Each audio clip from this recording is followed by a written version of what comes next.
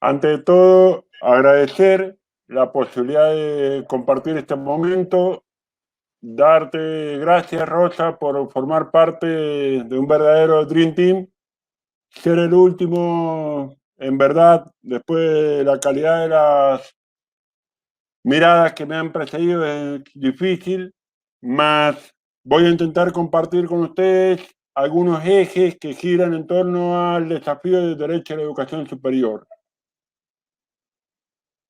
La primera pregunta que quiero hacerles es cómo los docentes podemos valorar los propósitos de enseñanza que hemos puesto en juego, cómo los estudiantes saben qué es y cómo han aprendido con H intermedio. Pero fundamentalmente la mirada debe estar puesta en lo que es el eje como el derecho a la educación superior.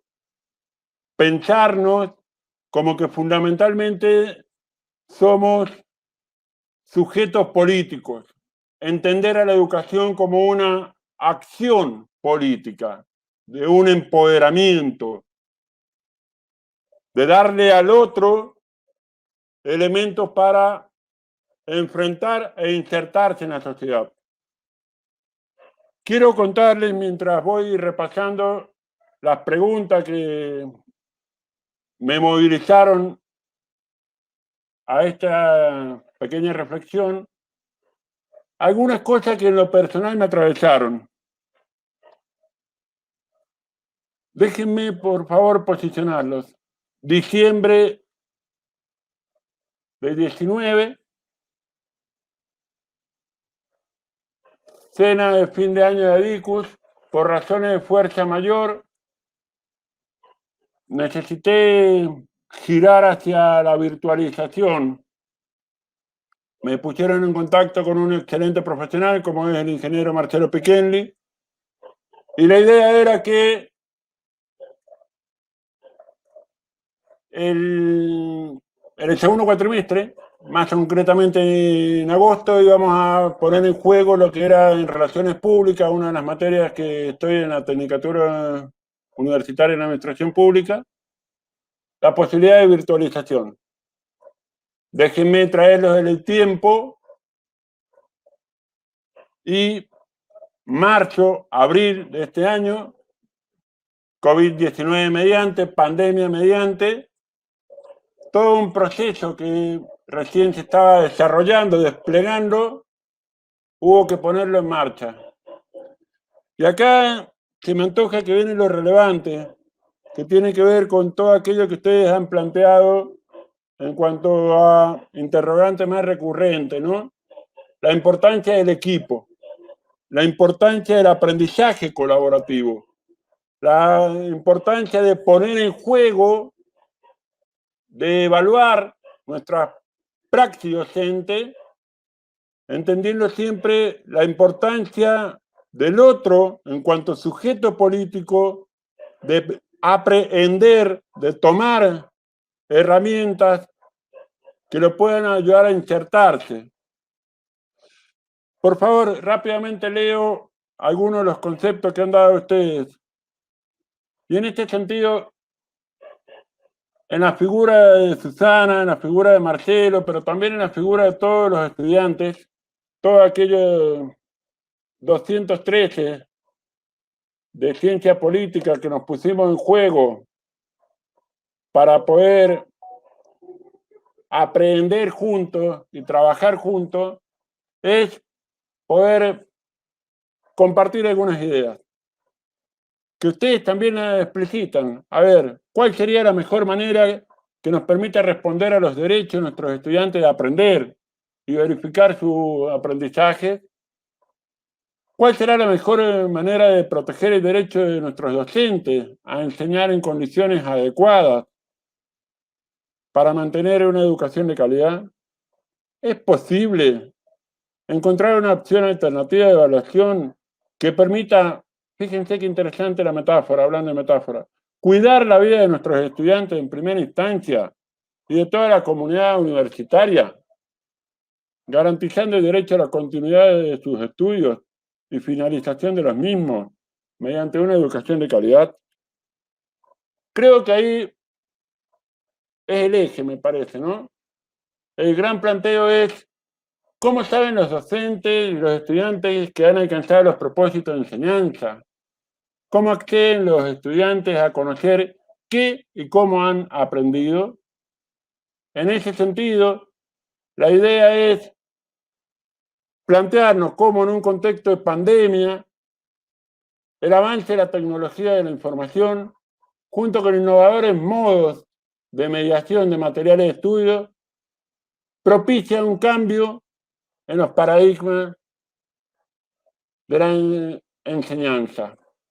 Corremos un poco lo que tiene que ver con la clase magistral e incursionamos casi de modo intuitivo, casi apurado por estos tiempos, en lo que es el aprendizaje de carácter colaborativo.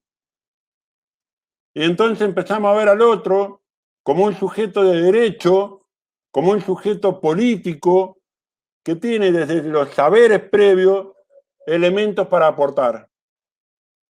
A partir de ahí, la clave es cómo interpreto yo, cómo entiendo yo a la educación, de qué modo visualizo a la educación a distancia. Y más aún, cómo entiendo en este contexto de no presencialidad, en espacios virtuales de enseñanza o en entornos virtuales de enseñanza, en los famosos EBEA. ¿Por qué distinguimos entre entorno y espacio? Porque tiene que ver con lo que refiere a una situación ligada a la función de promover y certificar en la educación, pero en determinados espacios. Cuando yo hablo de un entorno, estoy hablando de un espacio cerrado, más cuando hablo de un ámbito virtual de enseñanza, es un lugar abierto. Es decir, o me ordeno a través de una plataforma o me ordeno mediante la creatividad a partir de distintas herramientas, como por ejemplo puede ser un WhatsApp, y lo configuro en un foro de consulta. Dentro de esa lógica, la invitación es a reflexionar en distintos ejes, pero siempre girando en torno a la idea de la educación superior, esa que consagra la 26.206, sepan disculpar, para nuestros estudiantes. Si tomo a Rebeca Nijovic, ella me va a explicar que la evaluación es una oportunidad para que los estudiantes pongan en juego sus saberes, visibilicen sus logros, aprendan a reconocer sus debilidades y fortalezas, además de la función de promover y certificar. Desde la otra perspectiva, si yo trabajo la mirada del docente, debo asumir o interpretar que la evaluación sirve para promocionar un curso, para certificar competencias, pero también me va a servir para que a estos sujetos políticos que son los estudiantes, yo pueda auxiliarles en la revisión y mejora de sus producciones. En esta línea, podemos interpretar también que la evaluación puede ser asumida como una suerte de herramienta para reorientar ese proceso de enseñanza y aprendizaje. ¿En qué sentido, Mario? Y básicamente porque nos va a servir a partir del diálogo entre los resultados obtenidos por los estudiantes en los procesos de evaluación y las estrategias de enseñanza utilizadas. De más está decir que estos procesos de evaluación están atravesados por lo que son tensiones. ¿Tensiones entre qué, Mario? Por un lado, el dominio de los contenidos disciplinares que los docentes proponemos, y por el otro lado el proceso de aprendizaje, el proceso de construcción colaborativa de conocimiento que llevan adelante los estudiantes. Sin embargo, dejando de lado el contexto de pandemia, dejando de lado contextos de COVID-19, no podemos olvidar que herramientas como Moodle, Edmodo, Google Classroom, WhatsApp u otro dispositivo similar solo están direccionados a favorecer el derecho que toda persona tiene a la educación. Artículo 26, inciso 1, de lo que es la Declaración de los Derechos Humanos. En este sentido, para transformar la realidad educativa, tenemos que movilizar los siguientes cuestionamientos, como por ejemplo lo que nos plantea Paulo Freire. ¿Qué conocer? ¿Cómo conocer? ¿Para qué conocer? ¿A favor de qué conocer y de quién conocer? Y por consiguiente, ¿contra qué y contra quién conocer? La respuesta a esta pregunta indudablemente tiene que ver con el contenido pragmático de la acción educativa, pero también advierte Paulo Freire que tiene que ver con una serie de ángulos que no pueden ser descuidados. Ángulos en el que el para qué, que está íntimamente ligado con el cómo, el al favor de qué y de quién, el contra qué, el contra quién voy a conocer, es el centro orientador de toda la delimitación de qué conocer. Dentro de esta lógica de repensar la evaluación en contextos no presenciales, pero atravesada por el derecho a la educación superior, no quiero dejar de tener en cuenta un consenso generalizado que se logró en la quinta reunión del Comité Regional Intergubernamental del Proyecto Principal de Educación a Distancia en Santiago de Chile. La igualdad de oportunidades y posibilidades para el acceso, la permanencia y el egreso del sistema educativo garantiza y favorece el desarrollo equilibrado y la cohesión del cuerpo social en su conjunto. Dentro de esta lógica, no podemos dejar de lado lo que se denomina el concepto de aprender para todos, que se construye a partir de un entramado teórico organizado desde la necesidad de alcanzar un espacio de construcción integral cuya finalidad central sea la de contribuir al logro de un aprendizaje eficaz y eficiente, que albergue a la totalidad del alumnado y que involucre principalmente el pensar en una cosmovisión democratizante con nuevas formas de abordaje del aspecto áulico universitario a partir de interacciones en pequeños grupos cooperativos. Del mismo modo, se plantea la necesidad de lograr herramientas que brinden respuesta a un estudiantado heterogéneo mediante el desarrollo de actividades que requieran la utilización de múltiples materiales y generen la puesta en evidencia de habilidades y destrezas diversas. En este sentido, quiero enfocarme en el aprender a hacer, que fue la lógica que planteé en mi tesis doctoral y que, gracias al trabajo en equipo de estudiantes y colegas docentes, hemos podido medianamente poner en práctica. El aprender a hacer, en este sentido, destaca la centralidad de los saberes teóricos. Se entiende que la adquisición y el desarrollo de capacidades, competencias y aprendizajes sirven para nutrir a ciudadanos plenos de sus derechos en sociedades del conocimiento. ¿Por qué? Porque se asume que lo pedagógico y lo sociopolítico son directrices pedagógicas, políticas y sociales dialécticamente interdependientes entre sí, que deben orientar la labor educativa para contribuir a lograr la democratización a la educación. Es decir, hay que darle nuevo significado al aprender a ser que hemos desarrollado a lo largo de este tiempo.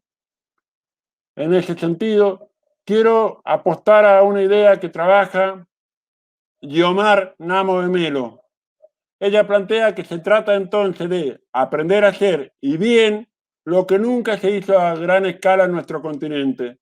Una escuela cuya finalidad central sea la del aprendizaje para todos, una pedagogía capaz de inspirar y reunir a los docentes en torno a un proyecto coherente, con objetivos claros, una didáctica inspirada en concepciones de aprendizaje más contemporáneas, en el cual el objeto de conocimiento y el objeto de enseñanza finalmente se reconcilien.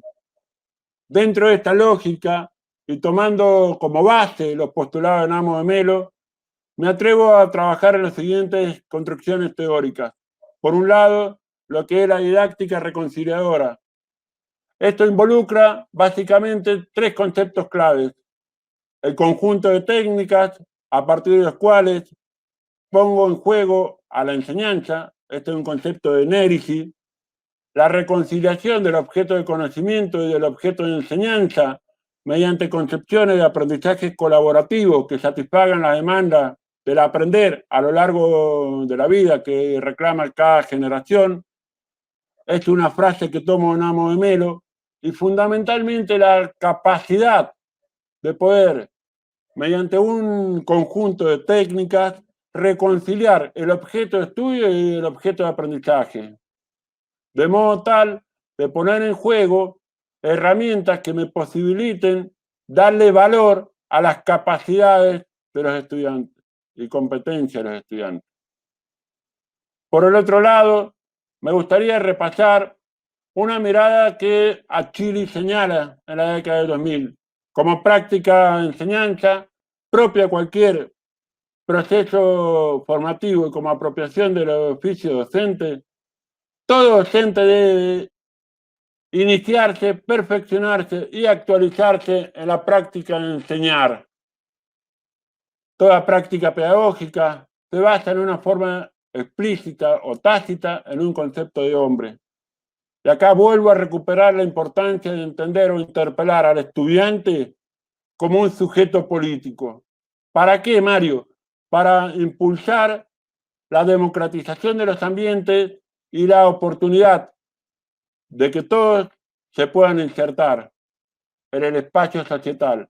Para eso debo poner en juego una estrategia de inclusión educativa, es decir, cambios, modificaciones en los enfoques, estructuras, estrategias, donde una visión común pueda y ayude a incluir un proceso de respuesta a la diversidad de necesidades de todos los estudiantes. Esto lo dice la UNESCO en el 2005.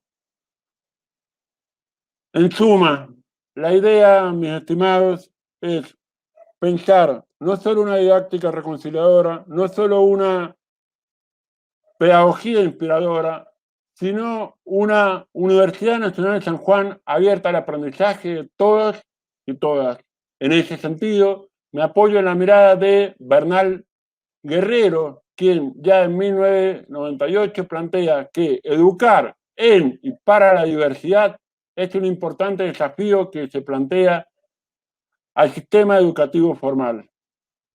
Entonces, para lograr educar con éxito, desde la valoración de todos los miembros de esa comunidad, Arnay Sánchez postula que es necesario sustentarse no solo en lo que se está haciendo, sino en lo que se puede hacer. Y en esa lógica, y ya cerrando y agradeciendo el tiempo y la paciencia que me han tenido, considero que el gran desafío es empoderar a los estudiantes con las ventajas que nos brindan las TIC.